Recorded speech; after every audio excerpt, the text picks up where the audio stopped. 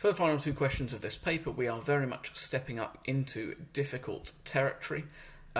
Question 15 in particular is a good test of whether your revision is effective. This is something that you will have definitely struggled with in class because everyone does every single year, and it's whether your revision avoided this because it's horrible and difficult, or embraced it because you knew you needed to understand it. And that's a useful lesson, I think, for revision in the future. The diagram shows the graph of y as x squared subtract 4x subtract 2. Use the graph to find estimates for the solutions of x squared subtract 4x subtract 2 is 0. So I know that this is y is x squared subtract 4x subtract 2. And I want to find the values where y is equal to 0. Well, y is equal to 0 all the way along this line, along my x-axis. So I need to find the values of x where this graph crosses the x-axis. Now I need to look quite carefully to see those values, but I can see that that is at x is equal to negative 0.4, this point here, and x is equal to 4.2, this point here.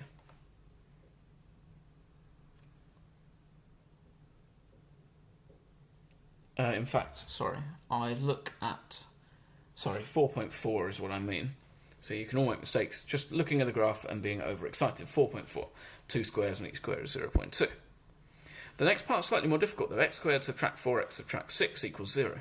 I don't have x squared subtract 4x subtract 6 on my graph.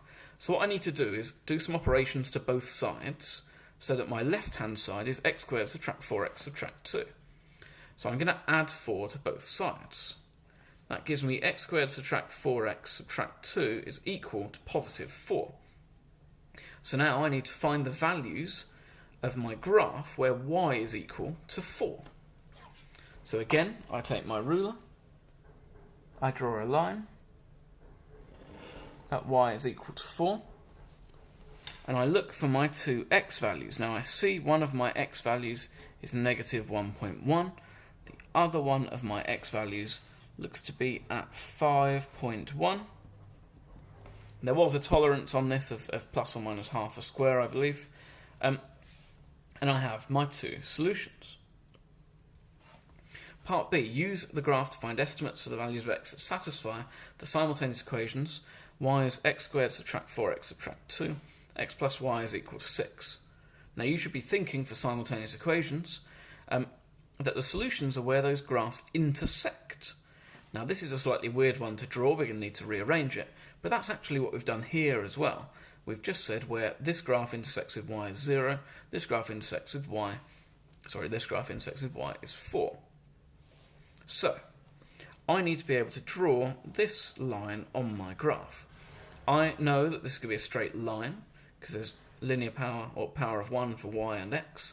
I need to rearrange it into the form y is mx plus c, subtracting x from both sides. Y is negative x plus 6. So I know I'm going to have a y-intercept of 6, and I'm going to have a gradient of negative 1. Probably for this exercise, however, it will make more sense to find where I cross my x-axis. That's where y is equal to 0. I don't know it's a straight line, I can just join them up. So when y is equal to 0, I have 0 is equal to negative x plus 6. This is y equals 0. And so add x to both sides, x equals 6. So I have these two lines here, and I just need to join them up using a ruler. And then I find the points here and here where my two graphs cross, and that's a solution to my simultaneous equations. If I look at that, therefore, that looks to me like negative 1.6 for my value of x, and it is only asking for my value of x. And then if I look where they cross again here, that looks to me like 4.7. Once again, there was a tolerance on these of plus or minus half a square. And so, there, I've solved what is a very complex question, but for 6 marks, basically for drawing some lines on it once I understand how to approach this. Well worth revising this sort of question. CGP grade 8 to 9 booster workbook has got lots of practice on that, for example. Remember, you can buy that on Parent Pay. Question 16, our final question. The probability that a car will pass the test is 0.95. 3 cars are going to be tested. Work out the probability that none of these cars will pass the test. Now, you may well have chosen to draw a probability tree diagram at this stage. If not, Part B almost certainly requires it. So I'm just very quickly going to sketch one out. I have pass and fail. I have pass and fail.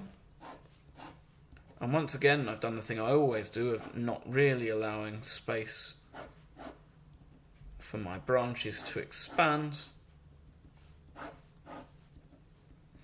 Pass and fail. So I've got 3 different cars, car 1, car 2, car 3, and they can each pass or fail.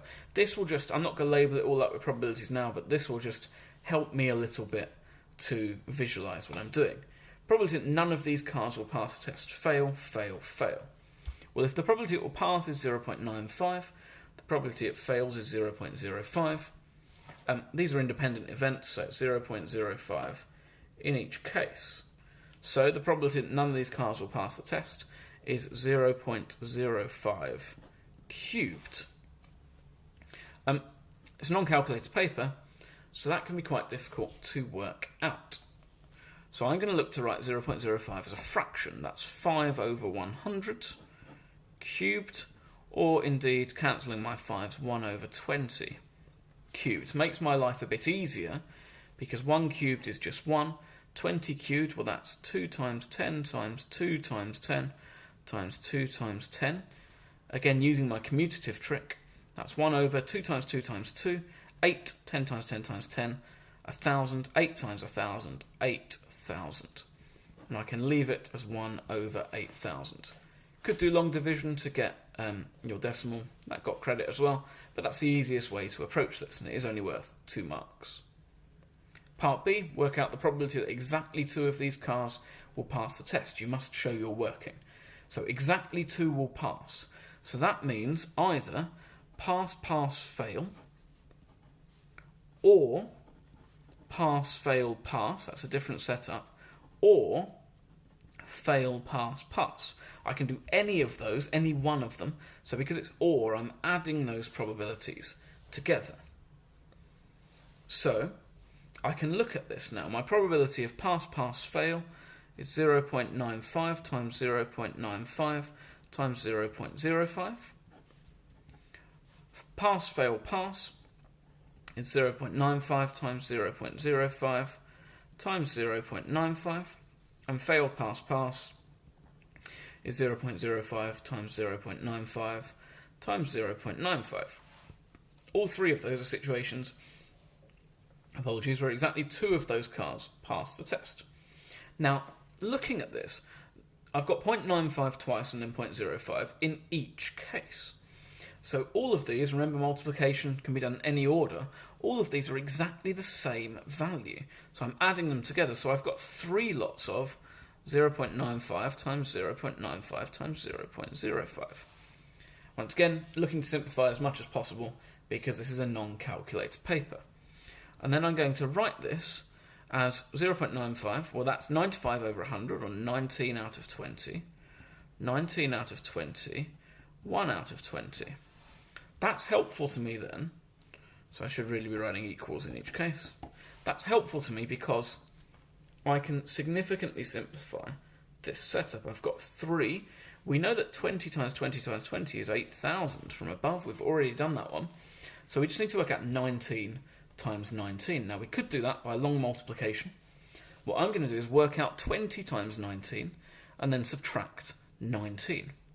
To work out 20 times 19, I do 10 times 19, 190, and double it, 380, and then I subtract 19, 361. And I'm almost there now, so I've got 3 times 361. Just because I might not trust myself, I probably would do that by long multiplication, but 3 times 1 is 1, 3 times 60 is 180, and 3 times 300 is 900, so I could add them all together. But yeah, in an exam, I'm definitely not going to trust my ability to do that. But anyway, 3 times 1 is 3, 3 times 6 is 18, 3 times 3 is 9, plus 1 is 10, so I have 1,083 out of 8,000, 1,083 out of 8,000.